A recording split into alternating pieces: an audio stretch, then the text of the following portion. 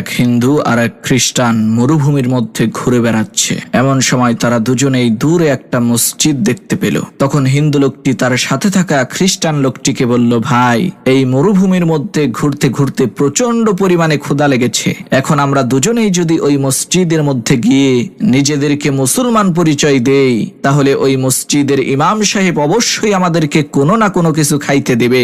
তখন খ্রিস্টান লোকটি বলল, ভাই, আমি মিথ্যা কথা বলে নিজেকে মুসলমান দাবি করতে পারবো না। তখন হিন্দু লোকটি বলল, ঠিক আছে, তুমি না খাইয়া থাইকেনে আমি কিন্তু মিথ্যা কথা বলে এই খাবারটা খাবো, আমার খুবই ক্ষুধা লেগেছে। তারা যখন মসজিদের মধ্যে ঢুকলো, ইমাম সাহেব তাদের দুজনকেই সম্মান করে বসতে দিলেন এবং তাদের নাম জিজ্ঞেস করলেন। তখন সেই হিন্দু লোকটি নিজেকে মুসলমান পরিচয় দিয়ে বলল, আমার নাম আব্দুল মজিদ মিয়া।